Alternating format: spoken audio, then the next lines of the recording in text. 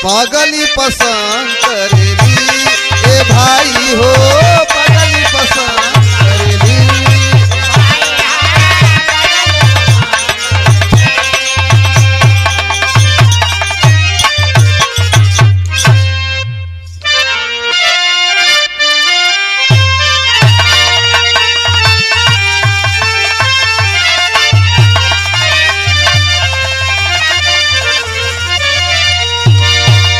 अरे भोले बाबा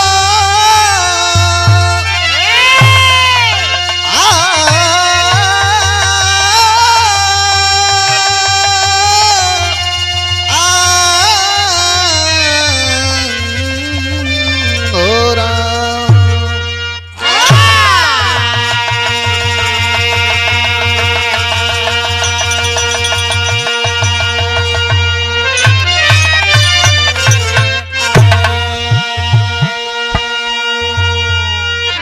अच्छा बाबूजी, बड़ा सौभाग्य की बात है। श्रोता बंधुओं के प्यार दुलार आशीर्वाद के बल पर रंगीला म्यूजिक यूट्यूब चैनल की ओर से एक गर्मा गर्म हास्य रस का बिरहा जीवन में प्रथम बार आप लोगों के बीच में प्रस्तुत कर रहा हूं। मुझे आशा ही नहीं पूर्ण विश्वास है कि ये बिरहा आपको जरूर पसंद आएगा। जौने बिरहा का शीर्षक बा हर जाई दुल्हन, हास्य रस का प्रसंग मिली। आप लोग गौर करेंगे बिरहा में भूमिका का लाइन बा कैसे मालिक।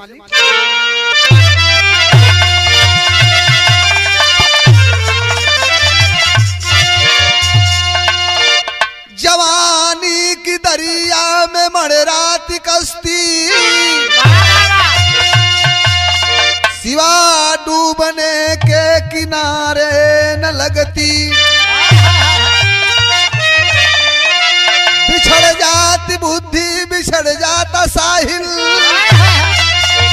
कि मौजों की मौजी में मंजिल बिछड़ती। एक पनहारा गौना करा के थलाया, सुघर सुंदरी थी मचलती जवानी। फिर भर लगाता था देसी वो मगही, पुनः रात में जाकर सोता दुकानी।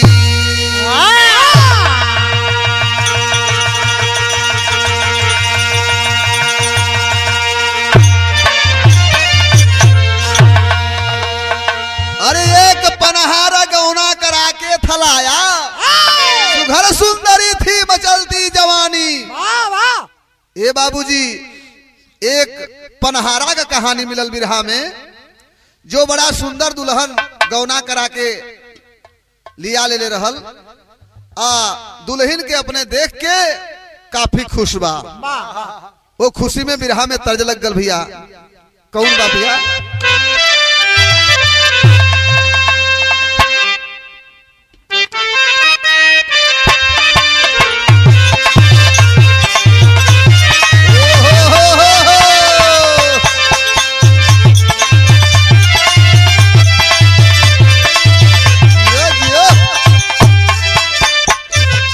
पटेल भैया, कौनो दुल्हन के सुघराई देख के ओकर दुल्हा कहत रहल, उलाहना देत रहल। गजब के रूप तोहार गजब सुरतिया तू पवलू हो।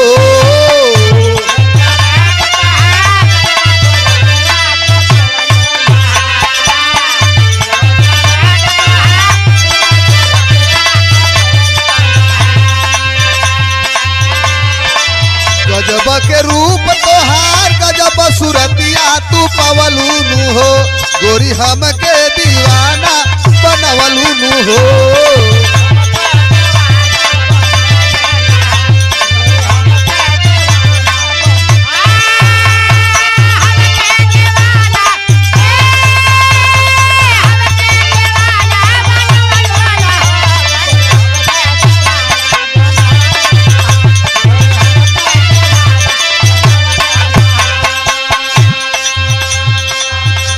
लेकिन बाबू पनहारा जोने समय गौना करा के अपन दुल्हन लिया ले बा, बड़ा खुश है बेचारा।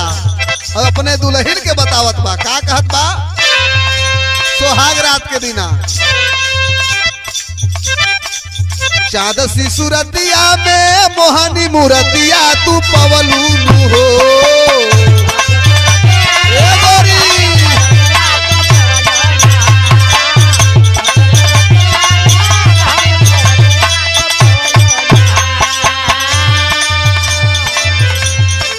चाँद सी सूरतिया में मोहनी मूरतिया तू पवलू हो रानी हमके दीवाना बनवलू हो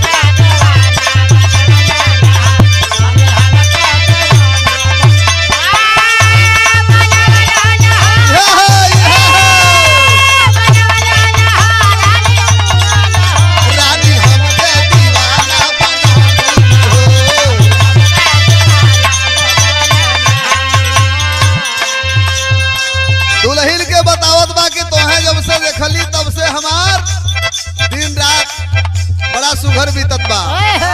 ए दुल्हन जब तक तोहे देखिला तब देखिला नहीं तो हमें चैन ना मिलेला। कहलस का अरे हुस्न के गली में जैसे उतरल या जोरिया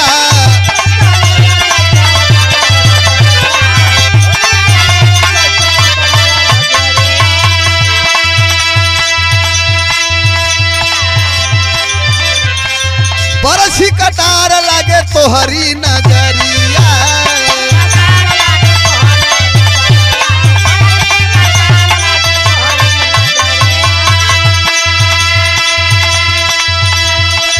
एहो हमार प्राण प्यारी बतावत बाबू पनहारा जिंदगी संवार गई जहिया तू घरवा में आइलू हो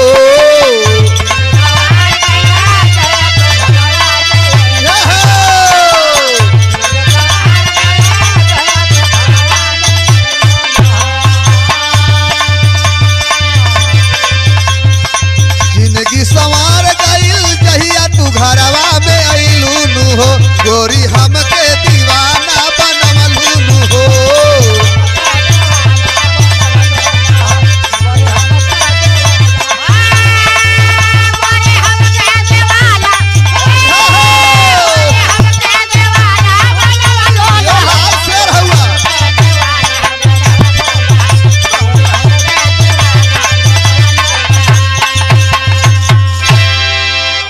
बाबूजी लोग दीवाना बन करके अपन दुल्हन के साथ कुछ दिन बितौलस 2-4-10 दिन एक रे बाद एक दुकान कैलस दुकान पान के कैलस और घर से पान के दुकान के दूरी 3 किलोमीटर रहल बाजार में पान के दुकान कैले बा गांव में देहात में ओकर घर बा दुल्हनिया के कलश की दुल्हन जब तक कुछ करम ना कमाई ना तक खाइल जाई जाके बाबू दिन में अपन दुकानदारी करे लागल पान बेचे लागल पनेड़ी और रात में अपन पान के दुकान पर पान बसे दुकान बसे ऐसे करके अपन दिन गुजारे लगल है और दुल्हनिया के जवानी चढ़ल रहल पछता दिया कि हे भगवान शादी भले जवानी में तो माटी में मिलावत हो ये तो हमार जवानी कुल माटी में मिलावत हो भैया कैसन हमार दुल्हा मिलल कि एना चिंता ना है हमार पूरा घचा कर धीरे धीरे पंचो एक आध महीना दिन बीत गल अपने दुल्हन के लगे जाबे न करे क्या करे बेचारा दिन भर ड्यूटी करे रात में दुकान बसे एक दिन के बाद देखे दुवरिया पर आयल के बिरहा में भैल का बिरहा में तेरी के भाव मास्टर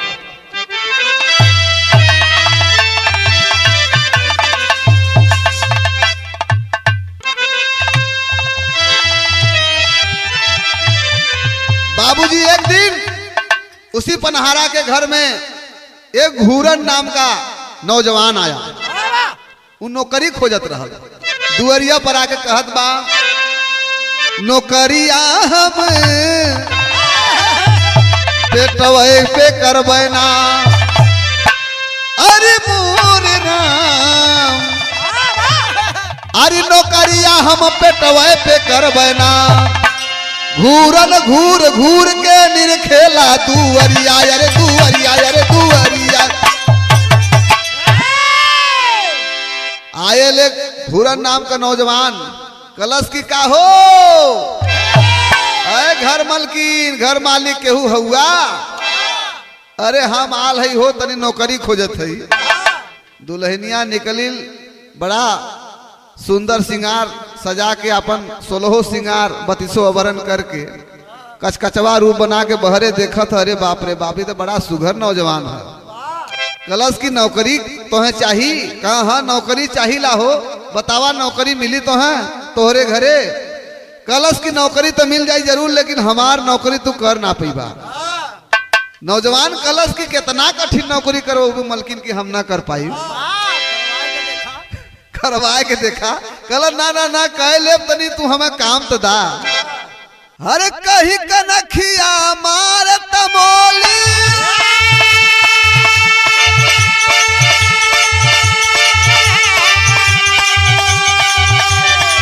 नौकर के बाटे नरिका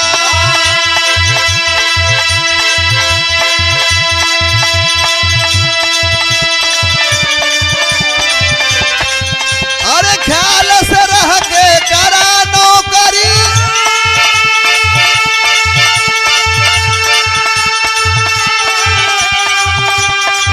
हाँ बेटवे पर होई के तैयार।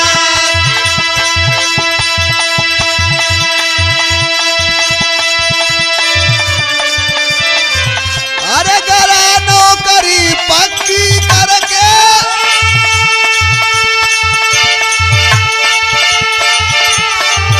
अरे घूरन घूमे बदे बाजार।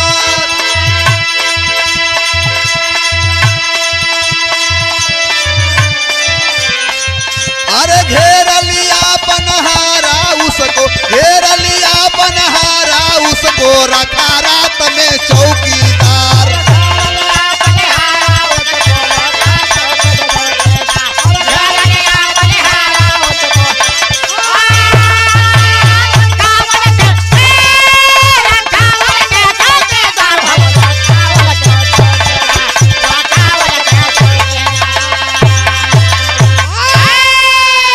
बाबूजी दुल्हनिया 1 महीना तक सैया से दूरी रहे लगिल। देखे जौने समय बात तय हो गई हर घूरन धीरे धीरे रोज का काम रहा उसका। दोपहर में अपना दुल्हन के साथ मौज मस्ती करता था और शाम के वक्त मार्केट के तरफ घूमे निकले। देखे पंचो जब मार्केट तरफ निकल बा तो भयल का बिरहा में तर्ज लगल बाबू। कौन तर्ज बा भैया?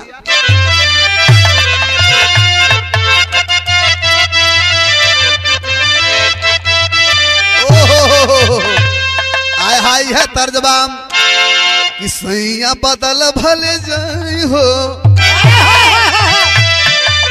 अरे सैया बदल भले जाए हो झुलनिया के बूटी ना बदले।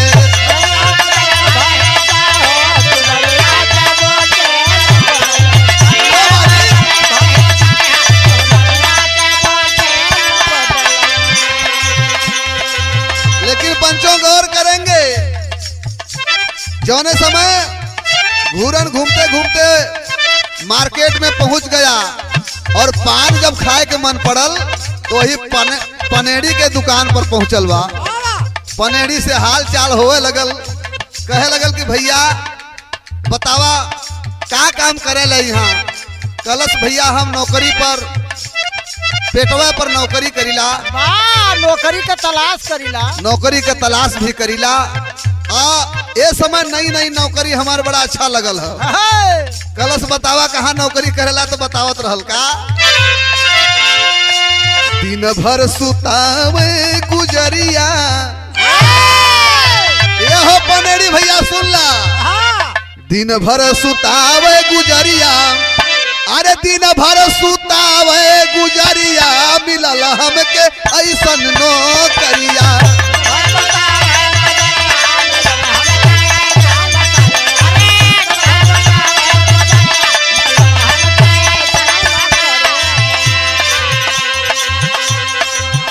अरे संझा के जब चौकीदारी परे आवे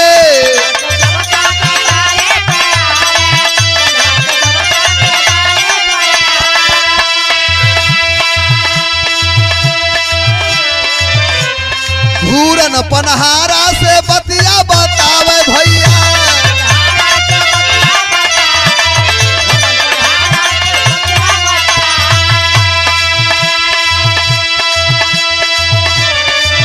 अरे कोनवा पे बाटे बखरिया, हाँ कोनवा पे बाटे बखरिया, मिलल हमके ऐसन नौकरिया।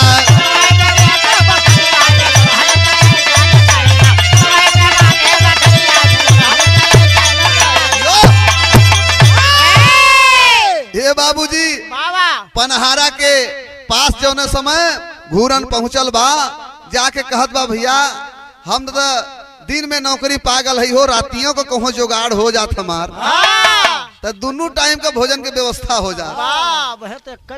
हाँ ये बाबू पनेड़ी भी सोचत रहल कि कौनो ऐसा नौकर मिल जात कि अगर रात में हमार चौकीदारी दुकान का कह जात तो हम घरे चौकीदारी करी, बस दीने में जाके हम अपन घरवा उरी देख ली तो जुगाड़ हमरो बन जात। बड़ा अच्छा पहुंचल बा बाबू घूरन। अब बात पक्की हो गई कि भैया रात में चौकीदारी करा, राती के भोजन तो है मिली। तो दिन में दुल्हन के पास ड्यूटी करे लगल और रात में चौकीदारी पनेड़ी पान के दुकाने के करे लगल। बाबूजी ऐसे ही प्रतिदिन होकर बीते लगल। एक दिन फिर पूछलस कि भैया बतावा कहाँ तू करेला नौकरी, बतावा लगल। का बताओ था बिरहा में तर्जबा।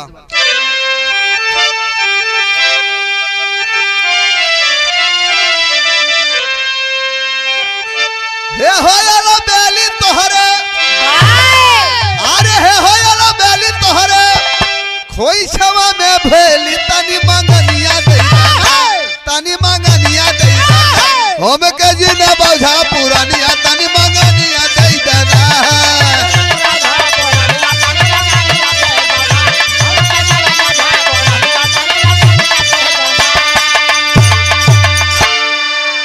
हे बाबू घूरन बतावे लगल कि भैया हम दिन में जहाँ ड्यूटी करीला वो दुल्हन के संगे सुते वाला ड्यूटी मिलल है। दुल्हन बेचारी बड़ी प्यार से सुतावे ले, दुलार करे ले, प्यार करे ले और पेट भर भोजन करावे ले, मन मस्त हो जाला भैया। और राती चौकीदारी तोहार पान के दुकान के करीला। कल अच्छा तब देखा भैल का, अरे सुन के पनहारा घूरे, घूरन का सूरतिया बूझ सारी बतिया, बूझ सारी बतिया, लूट घर में कई जतिया, बूझ सारी बतिया। और चला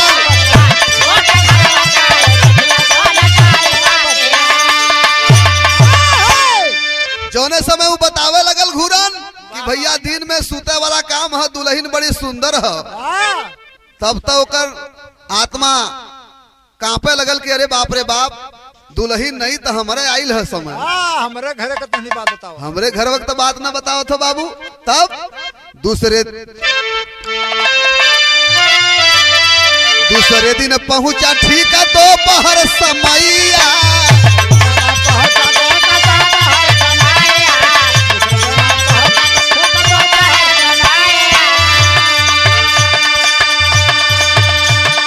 खोली दा के वाड़ी तो के ले आईली मिठाइया।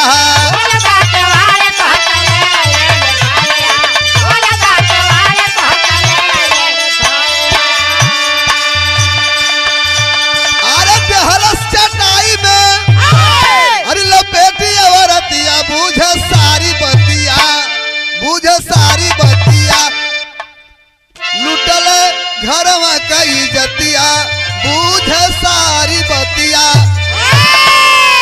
ए बाबू जौने समय घूरन बतौलस कि भैया बड़ा बढ़िया चौकीदारी मिलल बा तोहरे यहाँ, लेकिन जो दिन वाला ड्यूटी बा बड़े मजेदार बा। बाबू शंका हो गल।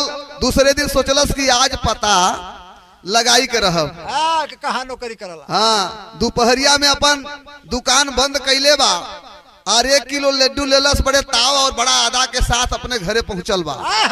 दुआरिया पर खटखटावत है केवारी, अरे खोल रे, खोल। दुआरी पर आ गल ही, तब तक बाबू भीतरे रंगरेलिया मनावत रहलन दोनों लोग। एहर घूरन कहे कि आज हमार जान न बचिए दुल्हन। दुल्हनिया कलश की झूठे परेशान हुआ, हम जुगाड़ करब ओकर तू निश्चिंत रहा। हे बाबू कलश की का जुगाड़ करबू कह यह चटाई बाई चटैया में हम तुम्हें लपेट देती और लपेट के ही कोना में खड़ा कर देती। एक काम रही तोहार हंसबा न खोखबा ना सांस लेबा। हाँ बाकी हम जुगाड़ पूर्ण बना देती। हे पंचों चटाई में लपेट के कोने में दुल्हन खड़ा कर देती है और जौने समय खड़ा करके कुंडी भीतरा के खोलस दुल्हा भीतर घुस गयल। जब घुसल तो चारों तरफ देखे लगल के रे बाप यहाँ तक कुल खाली लौकत हो कहो दिखाता न हो। आखिर गयल तो गयल कहाँ पहलवान। बिरहा में तर्जबा लाल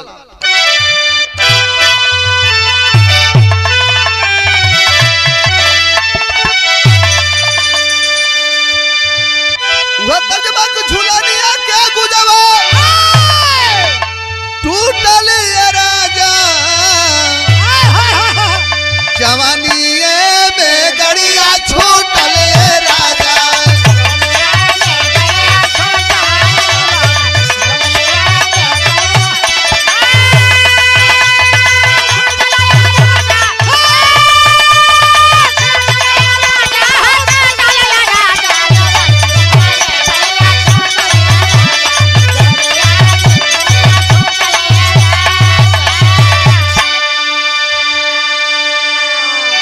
पंचों जनो समय चटाई में बंद कर देती है और इधर आ करके वह पनेरी खूब खोजा और खोज के हार गया।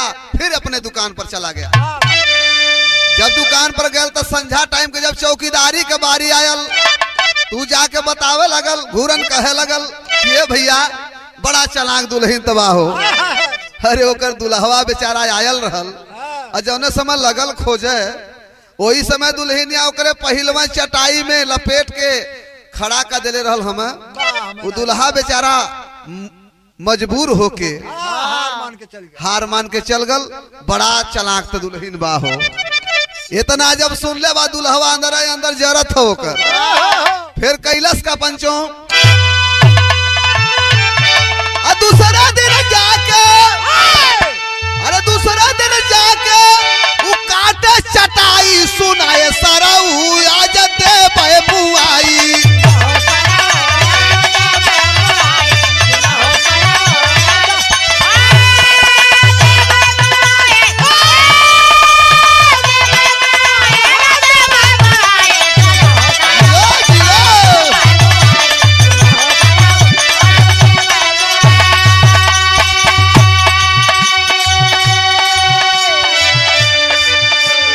गुस्से में काटे चटाई हाली हाली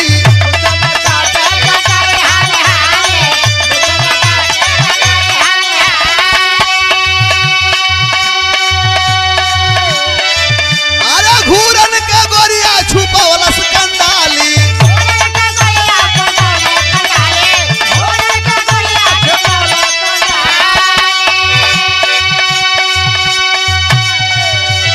अरे वही में घूरन खूब खाला मिठाई सुना हो सरऊ आज दे बुआई।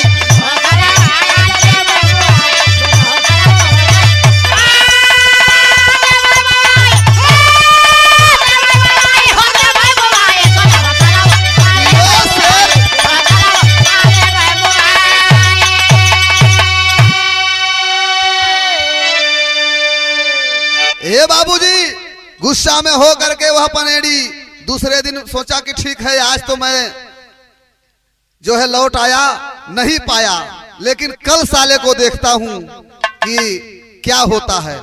फिर से दोपहर में बाबू पहुंचा है और गुस्से में लाल फट से दुआरी पर जाकर के खटखटाता है केवार।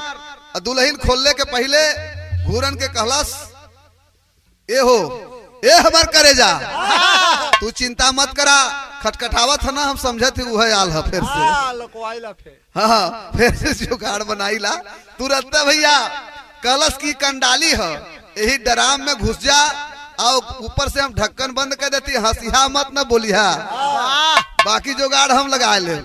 तुरंत वो घूरन चुप्पे से घुस गल हुई कंडाली में रखल रहल मिठाई काली वाला ओके खूब खात हो वही भीतर घुस के आ गुस्सा में आयल जब पनेड़ी तो चटैया पहले बहरे निकल के कुल्हाड़ी लेके कई बार कटलस कई बोटी बोटी टुकड़ों में चटाई को काट के फेंक दिया गुस्से में।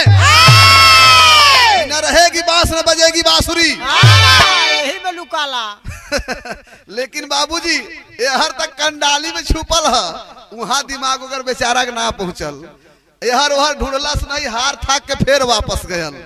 जब वापस गयल तो शाम के बेला जब भयल चौकीदारी का, तो फिर घूरन पहुंचल, कहलस कि भैया हो भैया, ए भैया आज तक गजब रहनुमा देखली हो। ऊ दुल्हन के दुल्हा बेचारा आयल और आग गुस्सा के मारे ऊ चटाई कटलस, ऊ चटाई कटलस, चटाई काट के कुन्नी कुन्नी कर दिलस, लेकिन बेचारा पौलस ना होके। हम सोचत है कि कैसन दुल्हा बा ना खोज पावत है। ए बाबू इतना जब कहलस तो कर गुस्सा में और अंगार हो गए। कहलस चल आज के समय तो निकल गल, काल ही देखी ला। हाँ फैलका भैया बिरहा में फिर गीत बदल गल।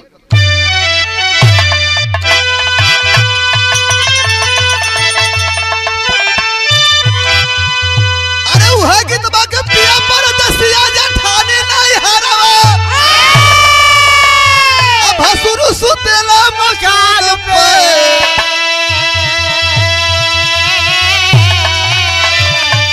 हम बिकाई गईलिए कबीरा पान पे, हम बिकाई गईलिए कबीरा पान पे।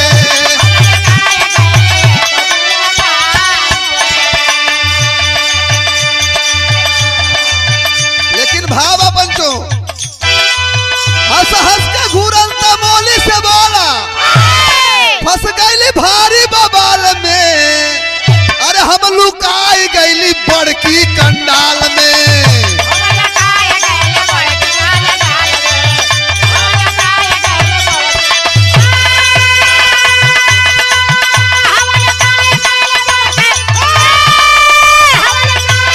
अरे दियो कलाकार, हम लुकाई गईली बड़की कंडाल में।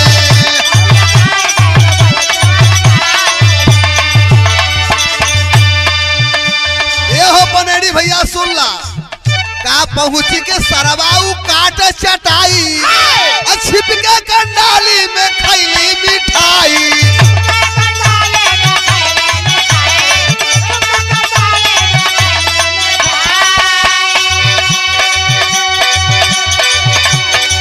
अरे बहुत चलाक बाबा कर मेहरारू, अरे हरदम रहेली खियाल में, हम लुकाई गईली बड़की कंडाल में।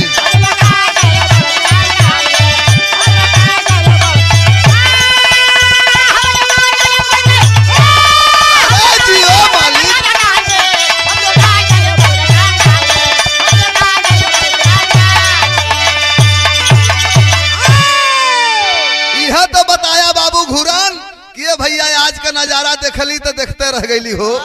गुस्सा के मारे होकर दुल्हा आयल, चटाई काटत रहल, हम कंडाली में घुस तो खूब मिठाई खैली।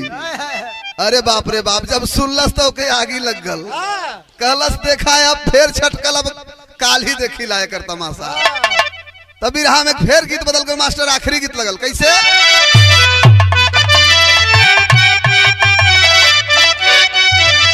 अरे गोरी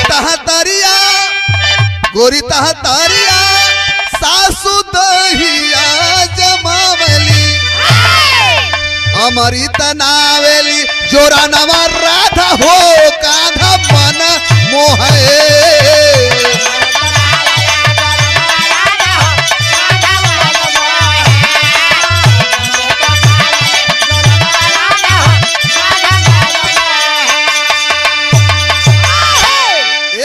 दूसरा दिन गुस्सा में फायर होकर फिर चला है कि आज उसको पकड़ेंगे, नौजवान को हमारे घर में हरकत कर रहा है। तो दूसरे दिन आयल बरई, अरे अपने भवनवा, तो सरऊ का मारब आज जनवा भोले हो लेहलस मानवाई में था।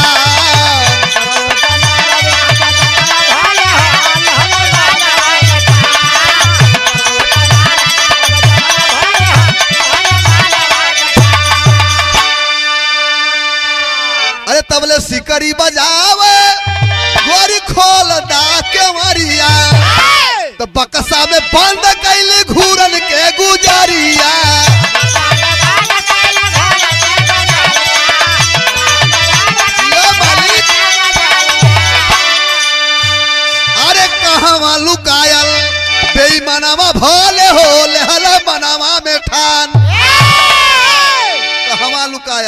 हे पंचो जौने समय गुस्सा में गयल बा पनेड़ी आ खटखटौलस के मारी आ दुल्हन खोलने से पहले इंतजाम कर लेलस। आ वो घूरन के कहलस कि कैसन आज कैसन भागा के चक्कर में हुआ। कल भागम ना हमार जान प्यारा है ना, इतना दिन कैसो बचौलू अब कोनो उपाय नहीं देखा था ना तोहार उपाय लगी। दुल्हनिया कहलस कि तू हमार महिमा ना जान पैबा अभी, तू चिंता मत कर हम है न नैहरे वाला व्यवस्था बैठल बा। बाबू एहर बक्सा के चाबी लियलस, ताला खोल के घूरन के कहलस धीरे से कल्ले से ही बक्सा में घुस जा। यही में सुत्ता, वही में सुत्ता हल्ला भर न कही है भले पेशाब कर दी। हाँ बंद कर दिलस ताला बाबू, बंद करके चाबी अपने पास रख लेती है। और एक बाद कुंडी अंदर से खोल दिलस। दूल्हा गुस्सा में फायर हो और कुछ बोलत ना है, अंदर जाता है और जाकर के गली गली लगल घूमे, लगल खोजे कि आखिर बात बा कहाँ बेईमान। सार गयल तो गयल कहाँ, लेकिन कहो ना लौकत है। जब कहो ना लौकल तब मजबूर हो के एक कहावत कहल जाला कि खिसियानी बिल्ली खम्हा नोच है। जब खिसियाल बा तो बहरवा यहाँ अपने दुल्हन की चार बात सुनावे लगल। का कहत बा पहपट में भावा,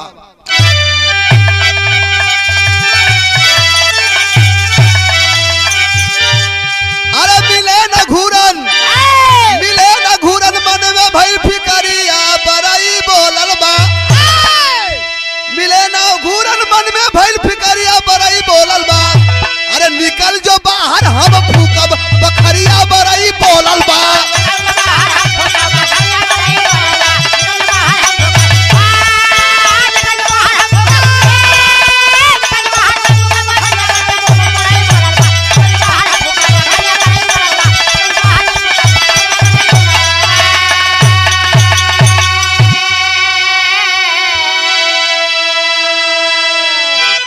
कहलस कि हम कुछ ना जाने लाते हैं, बाहर निकल आओ ये कि हम तुरंत अभी पूरा बखरी जलाई, पूरा घर में हम कह देती जला दे तो न रही बांस न बजी बांसुरी।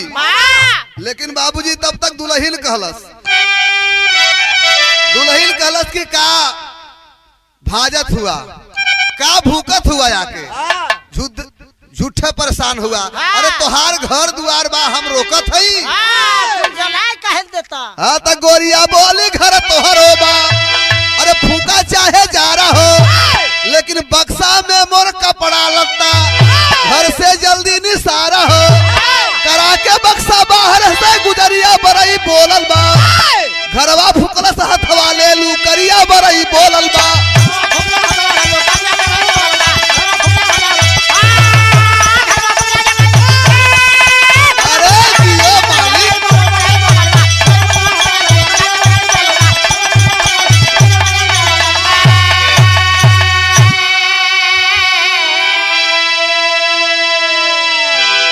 करा के बक्सा बाहर हंसे गुजरिया बरई बोलल बा। घरवा फुकला था हथवा ले लुकरिया बरई बोलल बा। हे बाबू उस पनेड़ी को दुल्हन चलांग दुल्हन कहती है, ये सैया एक शर्त बा, तू जला जा अपन घर, लेकिन हमार कपड़ा लत्ता गहना यही बक्सा में बंद हो। बक्सा बाहर कैला और जौने समय बाबू पनेड़ी मान जाता है बात और बक्सा बाहर किया। और बाहर करौले पर बात इतना नहीं बन गई, दुल्हनिया कलश के सर पे उठावा और लेके हमरे नैहरे पहुंचावा। बाबूजी सर पे उठा के बक्सा नैहर लेके चलल बा। वही बक्सा में घूरन अंदर अंदर मजा लेत। जब चले लगल बक्सा मुड़े पर लेके पेशाब लगल रास्ता में, और रास्ता में पेशाब लगल बा तो वही पेशाबो कर दिलस बक्सा में। अब मुड़े होकर जब पेशाब चुए लगल, हाँ तब वो पनेड़ी कहता है, काहो दुल्हन, काहो मोर रानी, ये बक्सवा में कैसन बा पानी भरले हो का रखले हो, सर पे हमारा बड़ा गीला हो जाता।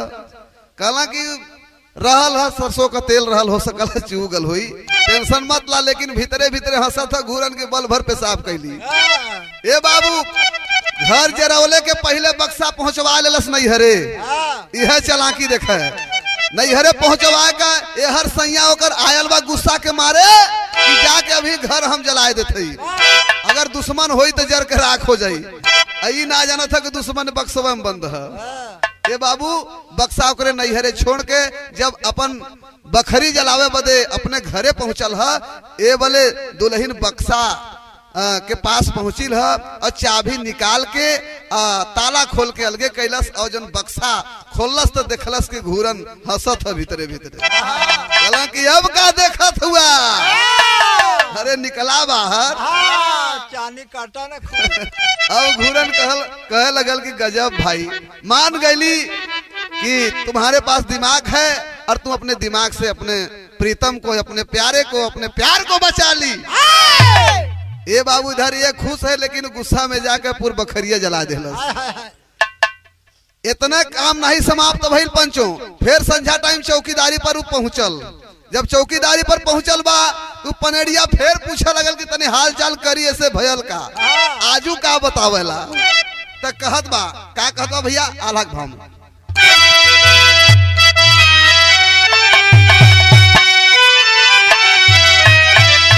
सझवा दुकनिया परी फिर घूरन गईला पंचो।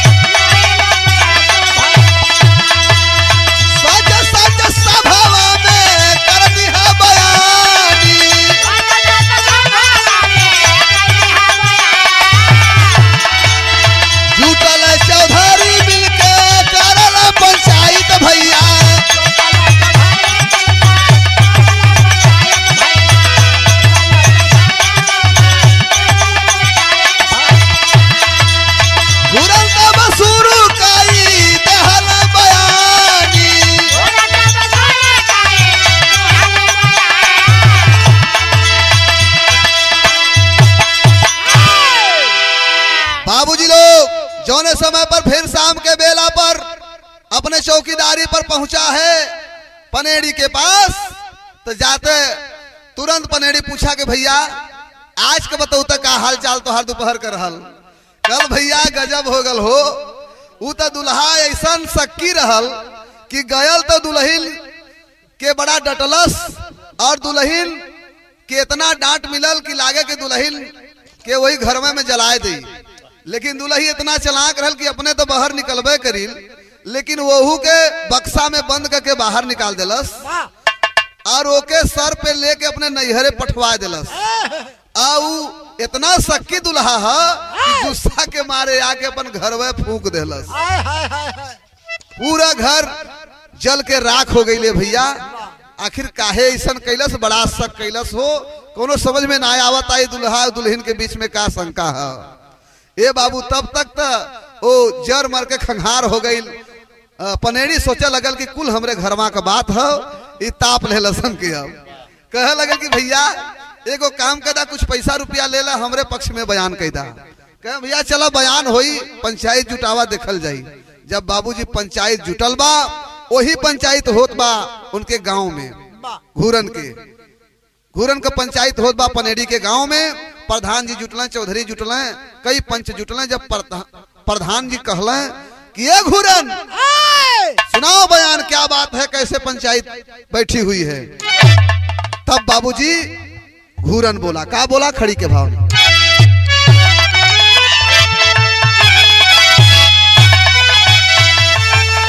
अरे दोनों वाला लागल बा हमारी नौकरी, तो ये गोरा रतिया या गोरती नवा बजाई चाकरी।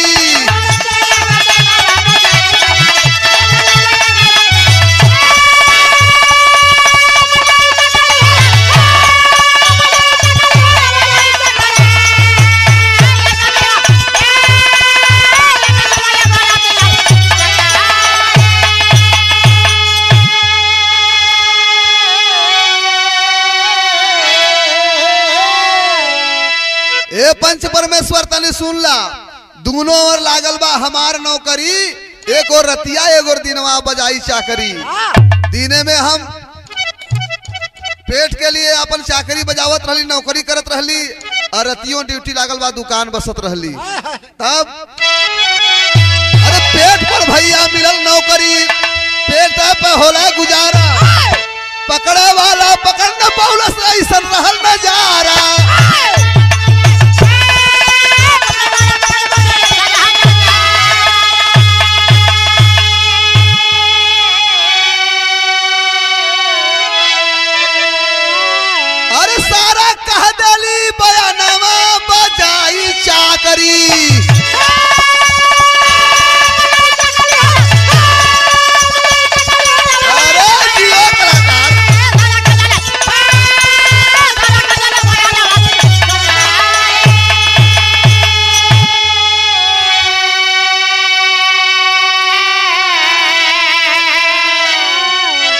तब तक पंचों वो दुल्हन के आंखों से आंसू चल दिया कि अब अगवा को बतिया क्लियर खोल के न बता दे। तब तक वो आंखों में आंख मिला करके देखता है घूरन की, बाप रे बाप, हमारे साथ इतना साथ अगर दे, अगर बीच महफिल में पंच परमेश्वर के बीच में इनकर इज्जत हम ना बचाईला तो तनिका में अब बेचारी के छुट्टी छुट्टा होए वाली है। तब अगले लाइन में कहलस, अरे पनहारी के आंख से टप टप आंसू हुई है जारी, घूरन बोले संग सुतले गई है बाबलिहारी।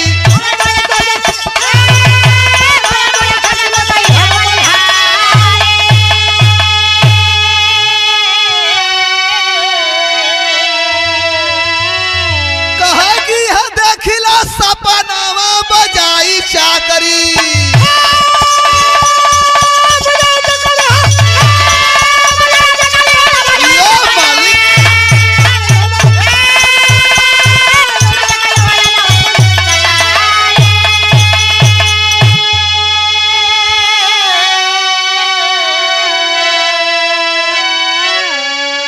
इतना में बाबू सम्मान बचा लेता है। वह घूरन पंचों के बीच में बोल दिया कि भैया हो, चौकीदारी तो हम करबे करी, शाम के जाके पनेड़ी के पान बसत रहली, लेकिन दिनवा में सपना हम उन्हें बतावत रहली। जो सपना देखी वो बताई सही मान ले तो हमार का दोष बा।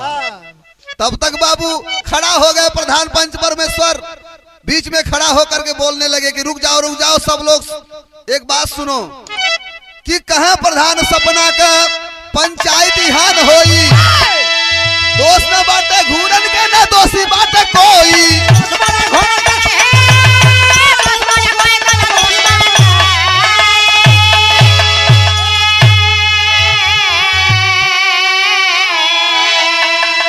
अरे तो घूरन भागे निज भवनवा बजाई चाकरी,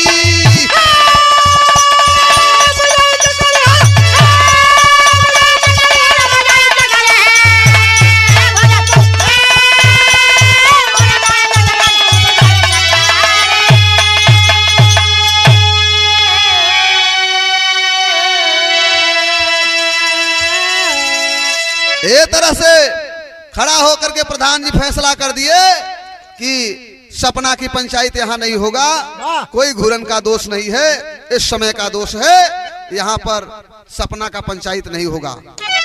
बाबूजी मुक्त होकर के घूरन अपने गांव को चला गया। बिरहा यही समाप्त हुई पंचों। ये हास रस का बिरहा अगर आपको पसंद आया हो तो हमारे रंगीला म्यूजिक चैनल को सब्सक्राइब करें और लाइक करें, बेल की घंटी दबाएं। बहुत बहुत धन्यवाद। आखिरी लाइन गुरुदिन मोहम्मद राम सेवक श्री शिव बदन की पानी कथल कहे कभी हरिद्वार संग अंबिका बेचू ज्ञानी हो।